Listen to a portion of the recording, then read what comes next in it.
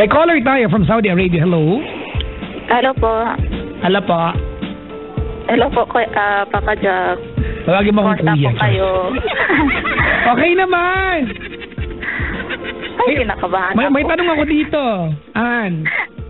Ano po? Tanong ito ng ni Daniel Rabino. Alam mo kung anong tanong niya? Ano po ang tanong Ikaw ba niya? nakahuli na ng Pokemon? Kauwi ng Pokemon. Pokemon, di ba Pocket Monster? Nakahuli ka na ba? Ay, wala pa po. I-try mo minsan. Kawala mo yung Pokemon mo at huliin mo din. Ganon? Anyway. Alright, Ann. Po. Ano ang ginagawa mo sa Saudi Arabia? Isa po akong DH. Domestic helper. Opo. Mahirap trabaho nyo, no? Opo. Mas lalong natapos na yung Ramadan. Oo, siyempre, daming hugasin. Opo. Diba? Ganun talaga. Basta nangamuhan ka dito sa ibang bansa. Kahit naman saan, ate. Lahat diba? ng... Minsan, di ba, ang brighter side lang, pag yung pagod mo dyan, dito mo ginawa sa Pilipinas, konti kita. Diba? Opo. Yung pagod niya, pag dinala mo sa ibang bansa, laki kita. Kaya mapilit kang umalis eh. Pero sana, yung mga taong pinapadala mo dito, alam mo na, i-value nila yung pagod mo dyan, di ba? Yan nga po. Yung mga tipong tutulog ka, mag-uumaga na, agising mo, di ba? Umaga pa din, wala ka ng tulog. Ha? Robot Opo. ka na. Tapos yung mga... Okay na lang nga po kung may 3 oras kang sa tulog mo Di ba? Robot na robot, di ka na makaangal, wala ka sa Pilipinas. Oo nga po Sige na. Ano bang paglilingkod ko kay Ann? Gano'n ka nakatagal niya pala sa Saudi, Ann? Next month po ko, magkano po ako, 2 years. Ang kontrata mo, 2 taon. Opo, pero mag-e-extend po ako ng 1 year. Ibig sabihin, gusto ka ng amo mo? Siguro. In-extend Kasi ka po, kaya nga hindi po ako uuwi kasi wala pang ipon Okay. Sige. May asawa ka na ba, Ann? Hiwalay po ako. May anak ka na? Opo, 2. Sige, ano ang paglilingkod ni Papa Jack sa'yo, te? Magpapa-advise lang po sana ako. Sige lang. Kasi po... Akala ko pa-check up ka sa akin eh. Alam ko naman po na hindi naman po kayong doktor. Umpisa na ka ng check up eh. Ay nga. Ganun. Sige. Kasi po, bali, nasa Panta ako noon nasa Kuwait po ako noon. Saan? Sa Kuwait po ako noon. Sa Cavite? Kuwait po, Kuwait. Kuwait, Cavite? Hindi po. USA. Kuwait, USA? Kailan pa nag-USA? UAE po. UAE. Sorry po. Nagkamali lang po. Kinakabahan ako. Kuwait, wala sa USA. Ang nasa USA yung Dubai. Kinakabahan po kasi ako. Biro lang. Sige. Alright, sige. Tapos, wala pa akong 3 buwan noon doon. Tapos, nagpadala ako sa asawa ko. Actually, hindi kami kasal. Bali, live-in mark na lang po. Dalawa yung anak namin. Tapos, lahat, pinapadala ko yung pera ko. Kasi, magpapagawa kami ng bahay. Yan. So, nung umalis ka, papuntang Kuwait, ate, may asawa ka pa? Opo. Anong taon yan? 2010 po. 2010, nag-abroad ka na pala. Opo. 23 po ako noon yun, ang edad ko. So, bali, sa 3 taon at saka 5 months ako doon, lahat pinadala ako sa asawa ko. Okay. Tapos sinasabi nila mama ko na wag mo nang ipadala yung pera mo doon sa asawa mo kasi may babae. Sabi niya. So, ako, sabi ko sa sarili ko, hindi ko man kasi mabigay yung kagustuhan ng asawa ko Kasi malayo nga ako, pero hindi ako naniwala sa mama ko. Umuwi niya daw Ano ba ang trabaho ng asawa mo noon? Bali, gumagawa po siya ng hollow block. Mahirap din ang trabaho. Pero, anyway, sabi ng nanay mo, huwag mo na padala yung asawa mo kasi may babae daw. Opo. Tapos lahat ng mga kapatid ko sinasabi sa akin, ganon. Tapos isang araw yun na binalita nila sa akin, na sabi nila sa akin, sabi niya, ang asawa mo, sabi nila. Ano po, sabi ko, inuwi niya daw yung babae niya dun sa bahay. So, tumawag ako dun sa asawa ko. Sabi ko, totoo ba ang sinabi nila sa akin? Sabi ko na, inuwi mo daw yung babae mo. Ilan na anak niyo noon, ng time na yon? 2 po. 2 na, okay. Tapos sabi niya sa akin na katulong daw yun ng mga bata. Sabi ko, bakit ka kumuha ng katulong? Na pumunta ako dito sa ibang bansa, sabi ko, na nagkatulong ako. Sabi ko, ang sahod ko lang dito, sabi ko, tama-tama lang sa mga bata. Sabi ko, sabi niya, wala ka naman na dapat ipaalala doon kasi ako ang magbabayad. Sabi niya. So, inayaan ko po siya. Tapos, 2000... Parang weird lang no? Kasambahay kami, kasambahay ka din. Opo nga eh. Kasi 2013 po, tumawag sa akin ang kuya ko. Sabi niya sa akin, tawag ka sa akin ngayon na. So, tumawag po ako doon. Yung mga klase ng mga text na nakakatakot ba matanggap no? Yung please call, ASAP. Diba? Tapos noong tumawag po ako doon, na sinabi sa akin ng kuya ko na kinasuhan daw yung asawa ko ng rape. Lala? Sabi ko ganon, sino ba ang ni-rape niya? Sabi ko, marami na nga siyang babae, bakit mag-rape pa siya?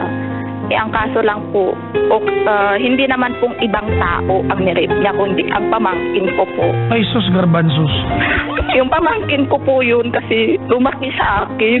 Ako ang nagbili ng mga gatas niya nung bata pa siya. Nakatira sa inyo? Opo, bali adopted po yun ng mama ko. Hindi, nakatira sa isang bubong. Iniwan mo sa poder na mister mo? Ay, hindi po. Sa poder po yun ng mama ko. Okay, paano napuntahan ng asawa mo? Gago talaga yun. Ngayon, noong umuwi daw siya doon sa kanila, doon sa lugar nila, kasama niya daw yung 2 anak ko. So, sabi din ng bata, yung pamangkin ko, sabi niya, dito sasama ako. Sabi niya. Ilang taon yung bata? 9 years old po noon. Ay po. Tapos yun nga po ang nangyari. Tapos nung umuwi po ako ng 2014, nakipaghiwalay po ako talaga sa kanya. Ano nangyari sa kaso? Hanggang ngayon po kinakaso, hindi pa nga po tapos yung kaso. Nakulong ba? Opo, nasa kulungan po siya ngayon. Okay. Tapos ngayon, nang umuwi po ako, doon ko po nalaman lahat, na totoo pala lahat ng sinabi nila sa akin. Na may babae talaga siya, lahat ng pera ko binigay niya sa babae niya. Nagawa ba yung bahay niyo? Nagawa yung bahay niyo? Wala po. Kahit nga po pa ako, hindi siya nakabili po eh. May pako ako sa bahay namin. Gusto mo extra ako dun. Bigay ko siya. Kasi kung yun lang ang sinasama ng loob mo, biro lang. Tapos, ay, naku. Sabi ko nga sa kanya. Ilan ba na yung panganay mo, ate? Ngayon po, 9 years old po. Okay. Tapos yung bunso ko, mag-8 ngayong November. Kasunod lang pala. Sige. Alright, gano'ng katagal na nakakulong yung mister na yan? Bali, magto 2 years na rin po. Okay. Ngayon, tumawag daw siya dun sa kwan namin, sa kapitbahay namin, nagsabi daw siya kung pwede daw na ipunta daw yung mga bata dun sa kulungan. Yun, nag-text yung mama ko sa akin, sabi niya magtawag ka sa akin kasi may sasabihin ako. Yung tumawag ako sa mama ko, ayun, sinabi niya sa akin, papayag ka ba na ipakita yung mga anak mo doon sa papa nila? Tapos, nag-post ako sa Facebook. Naging ako ng mga advice sa mga kaibigan ko. Sabi ko sa inyo, hindi naman kailangan i-post yung mga ganyan eh. Kung pwede na magkuhan ako, na Sana sinamahan mo ng selfie mo na spaghetti ka na. Tapos yun, sabi ng mga kaibigan ko na, ikaw, nasa sayo pa rin ang desisyon. Kaya naman, di wala sila tulong sa'yo. Sabi ng iba, maganda na ipakita mo yung mga anak mo, baka mangyari yung asawa mo doon, baka mamamatay, sabi nila. Ikaw pang sisihin ng mga anak mo. Tapos sabi din ng mga iba, ay wag mong ipakita, baka mangyari yung mga anak mo doon. Kaya nga nalilito nga ako, Papa Jack, kung anong pan ko eh. kung anong dapat kong gawin na Next time, huwag mo na i-post yung mga ganyan, ha? Yung mga, ha? Okay? Yung mga bagay sa buhay na pag dinesisyon na natin, sa atin na lang. Huwag tawagan mo na lang ako, te. Matagal na po ako tumatawag sa inyo. Sana pinuntahan mo ako sa Pasay para matapos to. Paano man po, Papa Jack? Mahal-mahal naman ang pamasahe pa uwi dyan sa Pilipinas. O, i-post mo na lang pala. Walang maitulong. Ayan. Ay, sos. Ano tanong mo? Kung ipapakita mo yung mga bata sa kanya. Opo. Oo naman. Madaling sagot yan. Oo naman. Kasi ate, alam mo ate, karumal-dumal yung ginawa niya, no? Gusto ko nga siyang balatan ng buhay ngayon, eh. Karumal-dumal. It's, at some point, mga kaibigan, it's unforgivable. At some point. But every sin is forgivable. I mean, honestly, mga kaibigan. But the scar na nagawa niya, yung lamat na ginawa niya, yung trauma ang ginawa niya sa bata, will be there forever na yan, lifetime na yan. Diba? Pero hindi naman natapos yung pagiging tatay niya sa mga bata kahit ganun yung kasalanan. Ibang bagay kasi yun. I do not want to sound, mga kabisyo, as if I'm lawyering the guy. Hindi ko po, mali talaga yung ginawa niya. Diba? Magpasalamat siya ate, ang hindi nakaupo nun ay yung presidente natin ngayon. Diba? Kasi wala ka nang dadalawin talaga. Oo. Impression ko lang naman yan. Diba? Oo nga. Pero ate, hindi naman natatapos. Tsaka para sa mga bata, malalaki na yung mga bata. Tanong mo sila, gusto ba nila makita o hindi? Galit kayong lahat. Mali talaga yung ginawa. Mali talaga yung ginawa. Yung kwan diba? Po, yung bunso ko, gusto niya makita yung papa niya. Pero yung panganay ko, sabi niya, mama, natatakot ako doon magpunta kay daddy. Sabi niya, baka anong mangyari din sa akin doon. Sinabi ko sa kanya, hindi ka naman siguro anin ng papa mo doon. Sabi ko, yung mga kasamahan niya doon na mga preso.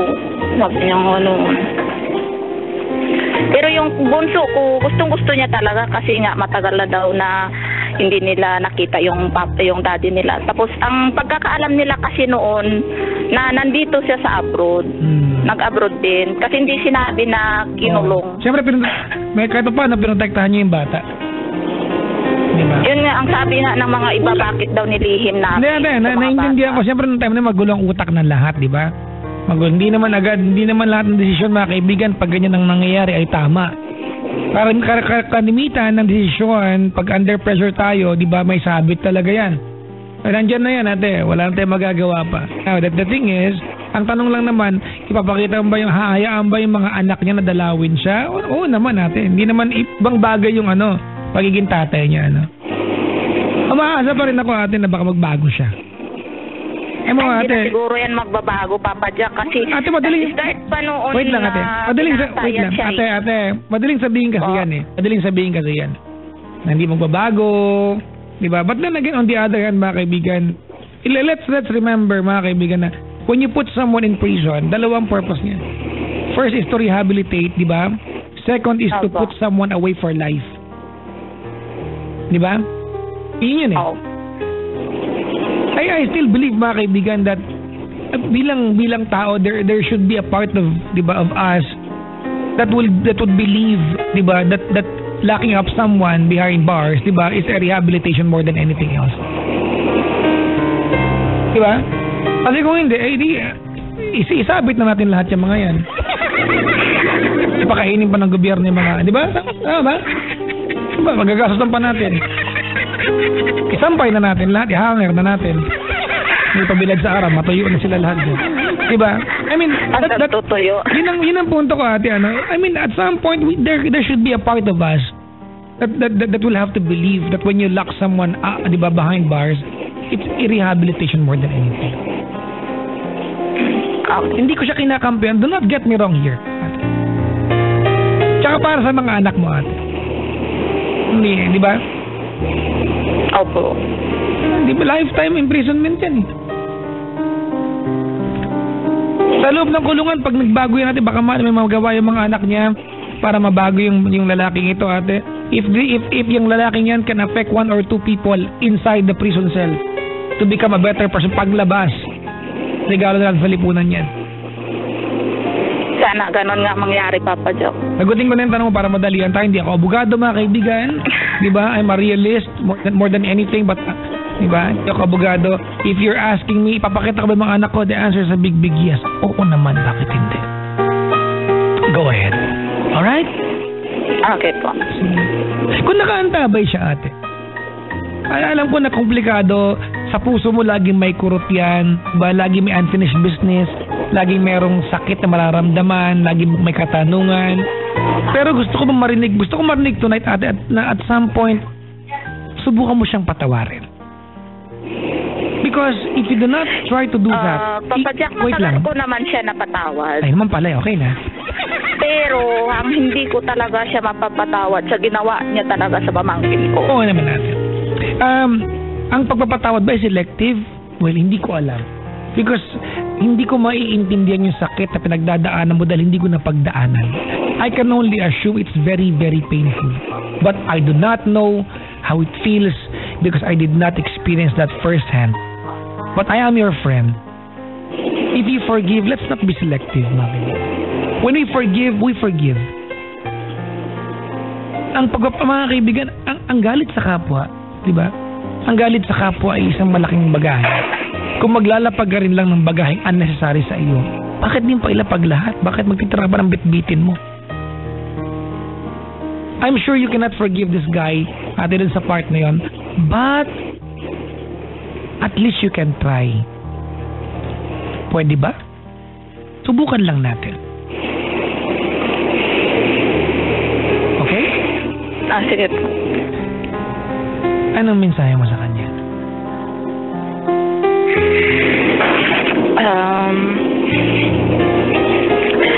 Mensahe ko po sa kanya, sana kung makakalaya man siya, baguhin niya lahat ng mga ugali niya na hindi maganda. Pero hindi naman lahat na ugali mo hindi magaganda. Marami din naman na naging masaya ako kasama natin yung mga anak natin.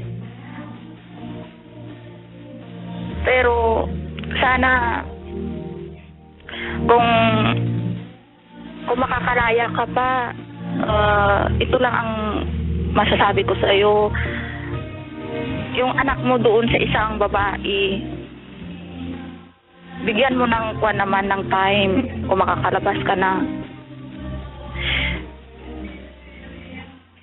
Kasi wala naman din ako magagawa kung nagkamali ka naman sa akin. Kasi tao ka rin naman na nakakasalanan. Kahit naman din ako.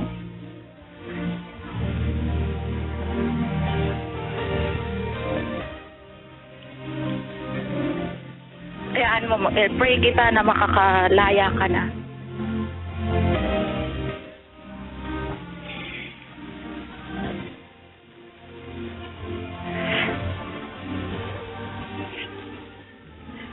Kung hinihingi mo yung kapatawaran ko, matagal na kitang napatawad.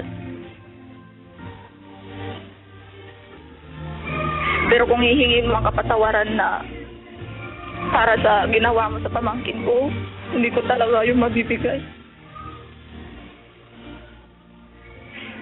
Kasi yung bata na yun, parang anak ko na eh. Kasi ako ang nagsalaki noon. Lahat ng kailangan niya, ako ang nagbigay.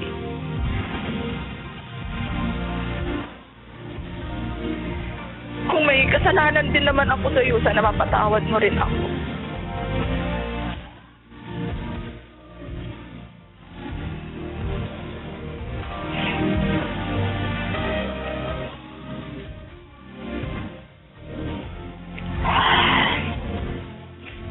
Hello, Papa Jack, yun na lang po.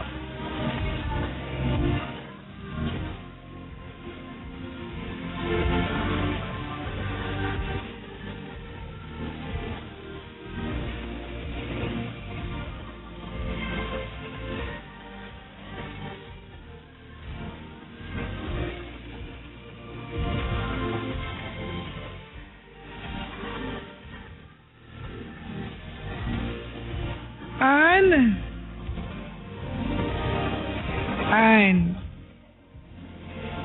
Wala na siya. Hello po. Kala ko kinain ka na ng desierto dyan. Ann. Po. Maraming salamat. For trusting me. Diba, to hear your story. Alam mo tong kwento mo, ate. Ito yung kwento ipagdadamot mo eh. Kasi siya magulo, tsaka at some point, iingatan mo yung kwentong ito dahil hindi ito yung kwento nakaka-proud. Pero the fact na kaya mo na siya ikwento, ibig sabihin lumipas na yung pain. Hindi na ganun kalala. Kaya mo na i-revisit eh. Inirespeto ko bilang kaibigan ate na ayaw mong magpatawad sa parting na rape yung pamangkin mo. I respect that. Pero naniniwala pa rin ako ate na darating yung araw, tuloy mo mawawala yung galit. Yung pait, diba? Yung pagkasuklam, yung panggigigil, darating yan eh. Siguro, bilang tao, hindi lang natin kayang agad-agad sabihin, hindi natin kayang laging masabi yung salitang, I forgive you. Kasi pasad natin yan eh, diba? Tama? Oo, minsan, natin yan, defense natin yan sa iba, para hindi tayo masamantala, para mangilag ang ibang tao na abusuhin tayo.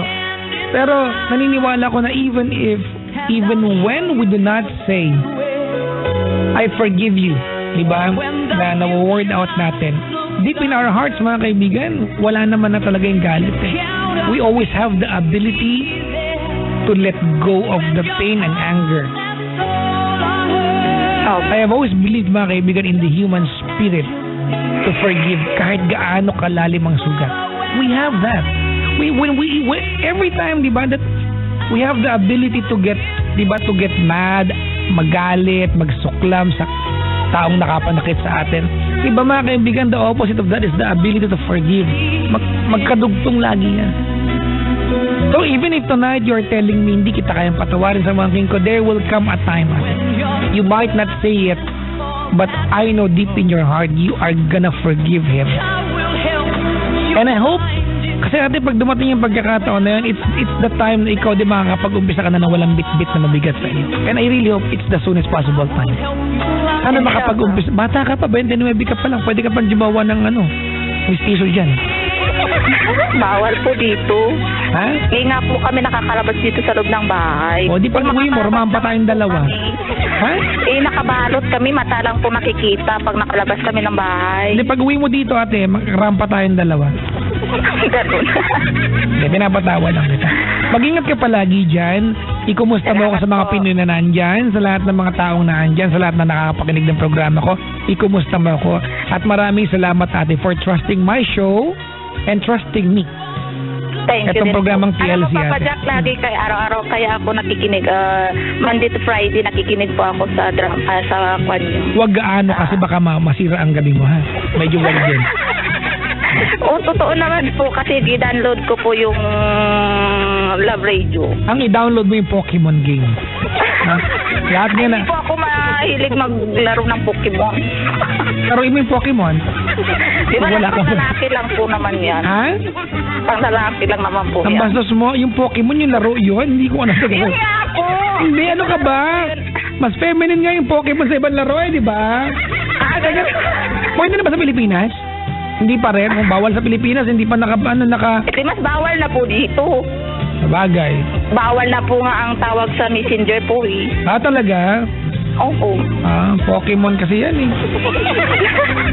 Alam, talaga naman baka pag binago yung pangalan, pwede na dito, no?